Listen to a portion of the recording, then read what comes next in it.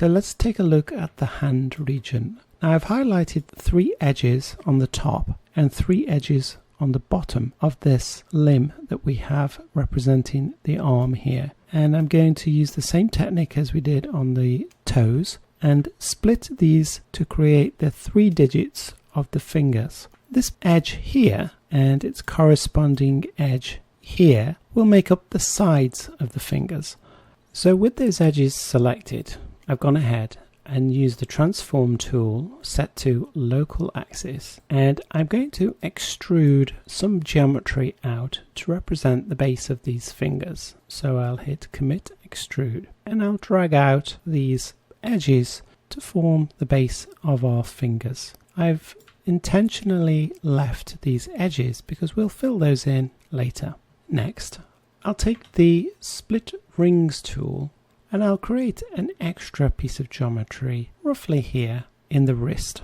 Let's start with the top and select these edges, spacebar, and let's choose split edge, and then do the same at with the bottom. Change to the move tool.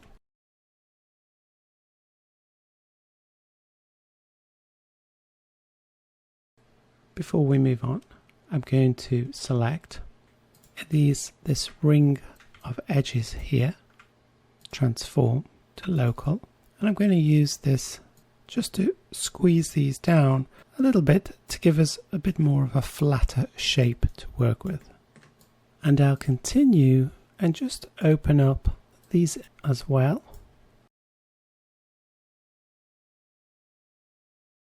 And start to shape these a little bit more and make these main polygons here, the digits, a little more even in their width. You can see, particularly with the ones underneath, which will form the bottom of the fingers, they are slightly uneven.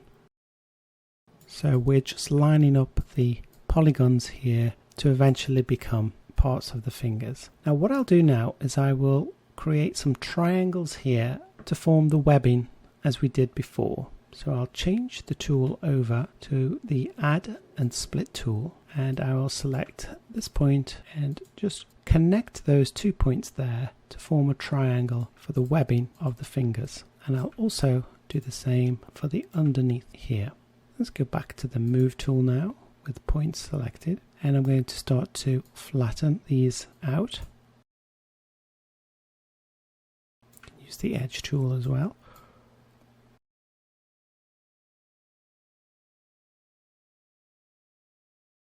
And we're slowly bringing the tops and the bottoms of the finger into more of a shape where we can start to bridge these digits together.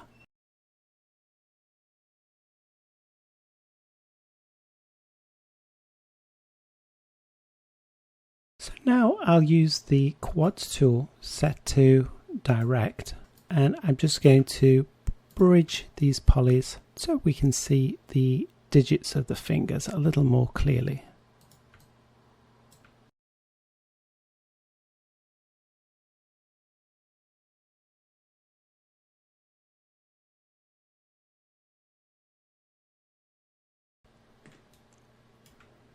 And then we'll do the inner parts of the digits as well.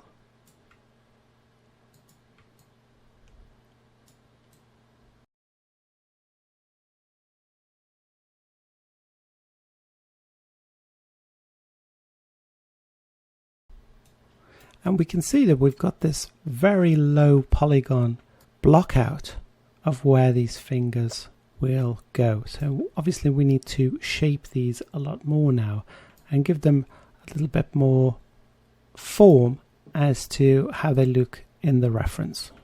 So I'll add an extra row of polygons in here so I can get a little more shape on the hand.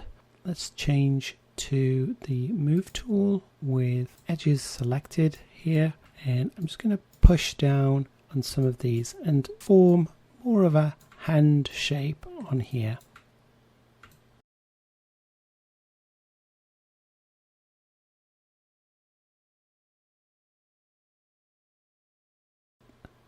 Next I'll select the polygons here and I'll change to the lasso, and I'll select these polygons here.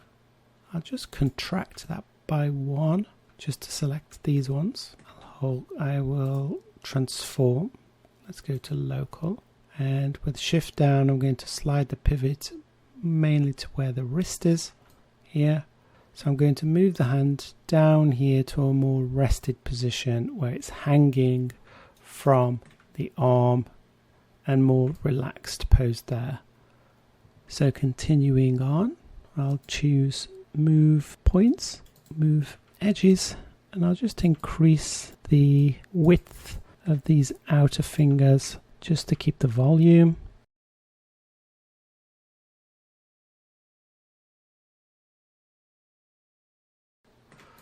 And let's move just the wrist inwards to try to show that this is joint, a hinge where this hand can move, albeit in a very limited capacity because of its size.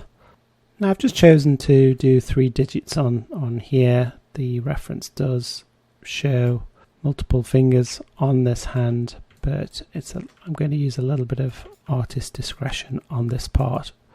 So just continuing to shape this area just to try to show that there's some structure, bone structure in this part of the body.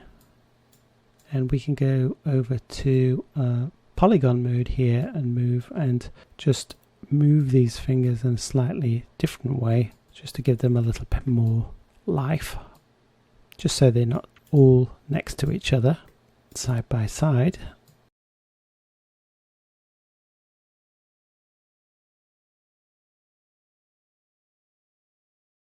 With what little geometry we've got, we're trying to get as much form and shape with this limited geometry as we possibly can. And when we add a little bit more geometry, say for example if we use Catmull Clark, we can then increase the shapes and increase the form definition, but we're already off to a good start if we're able to block out those forms at this very early low polygonal stage. So next I'm going to add some extra loops in here. So I'll go to split rings and I'll hold shift down to snap the split to the center of those edges, and same on the other digits. And then I'm going to start to work on the end of the fingers, and which includes the claw on the fingers. To do this, I will select the polygon tool, select the end of the finger here, go to transform, and this is just going to be a case of extruding this out now along the local axis. So I'll hit extrude, I'll increase the size, bring this forwards a little bit, another extrusion, bring this part forwards, another one, shrink it down and bring that forwards, and then we'll just finish the claw part of this. So another extrusion, bring this forwards, and now we're going to scale this one down, commit extrusion,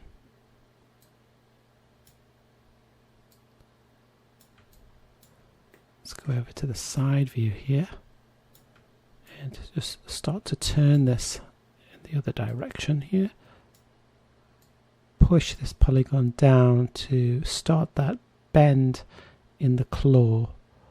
Let's do another extrusion, let's move this one out, start to bend that claw around, move that there, and just shrink that down to the end of the claw.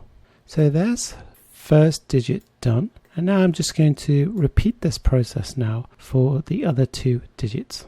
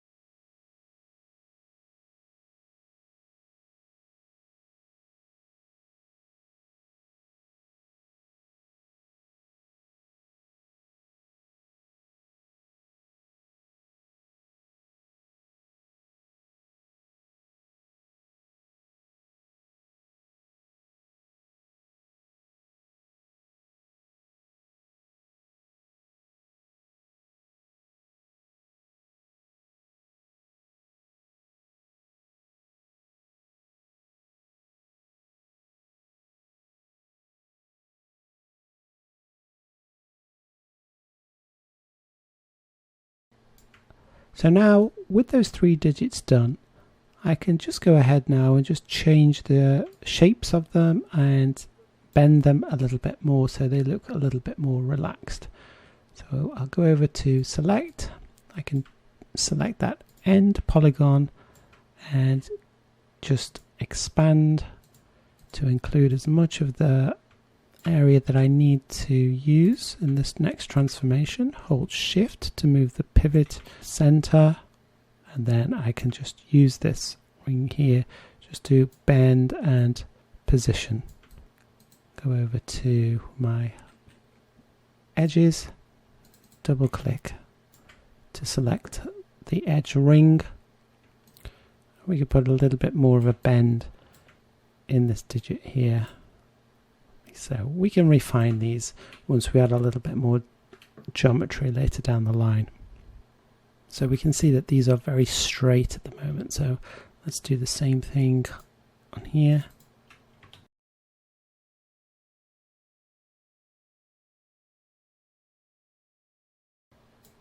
And then move on to this last one.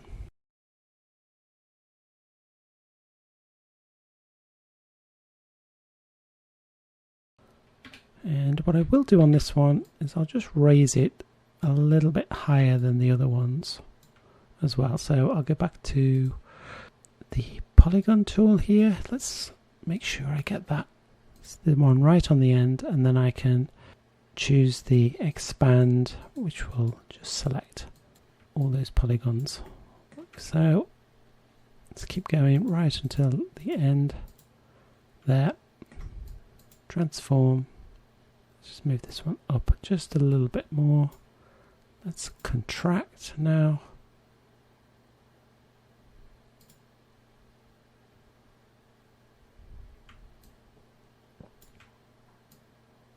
Maybe bend this one down there. Just so we've got a little bit more variation in that hand there. So next what I'm going to do is I'm going to repeat this process now of creating these end claws. And I'll do this on the toes that we created down here as well, and just do a few more adjustments on this foot.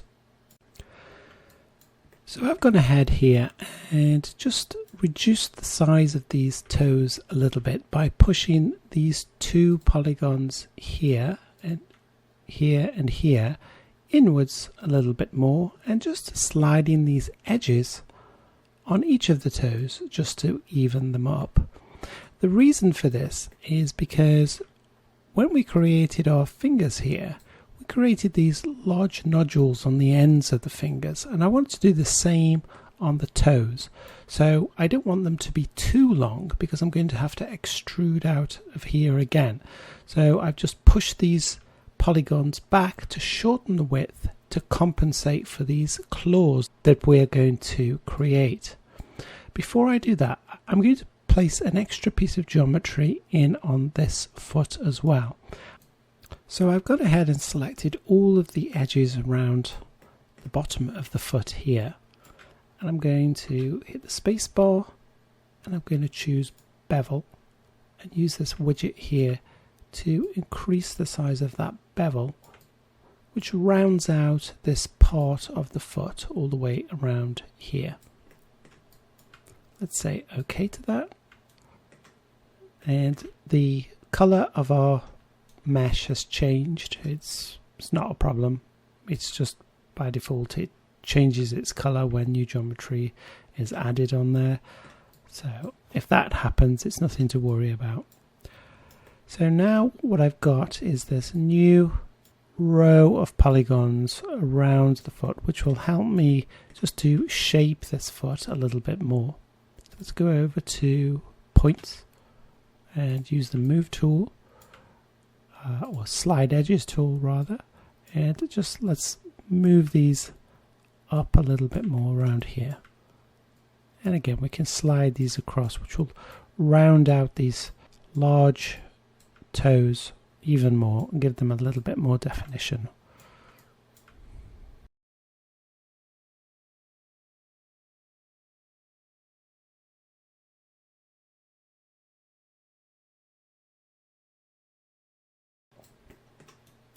and the last one over here.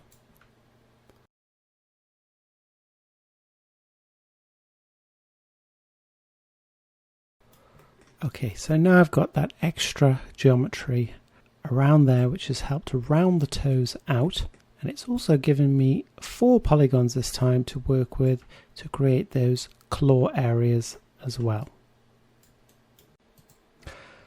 So let's create the claws on the feet in the same way we did for the hands. This time I'll try a slightly different technique. So I've selected the 4 polygons on the end of the toe, and I'm going to spacebar, inset, pull this little gizmo, and let's say OK. Let's go back to polygons, drop that selection, and now I will extrude these out in the same way as we did before. So again, spacebar, transform, local, and now I'll just hit extrude and move these ones out. Let's move to the side here. I'm just going to hold shift and click on this arrow to move the gizmo a little bit further out, and then I'm going to angle this one upwards a little bit like so. Let's move it out a little bit further, commit another extrusion, and let's go bring this one in and start to angle this one back down again, and repeat that. Just bringing these ones in now, angling down, move it out a little bit further, and shrink it down a bit more, and repeat.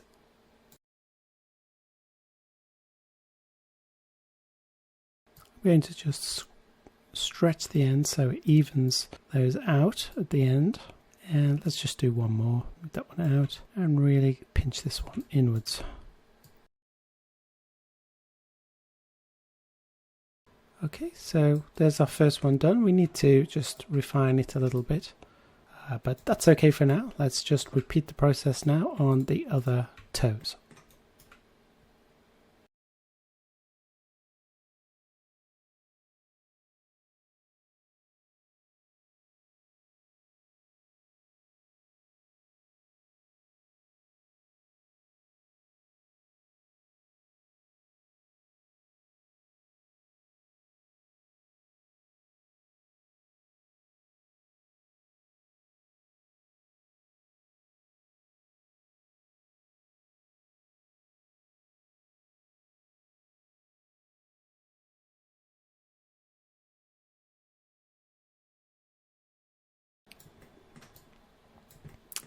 So there's our 3 toes with the claws intact. One thing we could do now is we could just increase the height of this area where the claw is growing from. So for that we could use the move tool with edges here and just pad this area out a little bit more.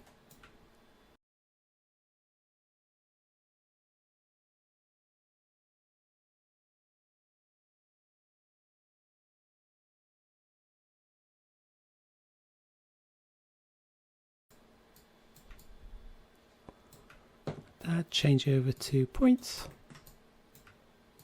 and maybe just move these around a little bit, just shape them, round them out. It's a little bit squarish, this claw is, so just kind of rounding out the shape of this claw a little bit more.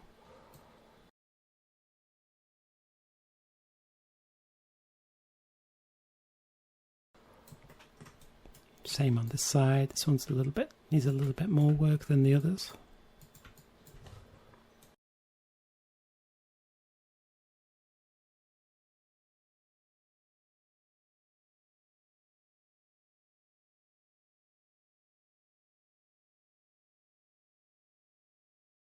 A few too many extrusions in this one, so I'm just going to just even it up with the others. So I'll choose delete edges. I'm going to select the whole of this loop here and just remove that one, move over to slide and just move this one back a little bit more. It's looking a bit better. Last one over here.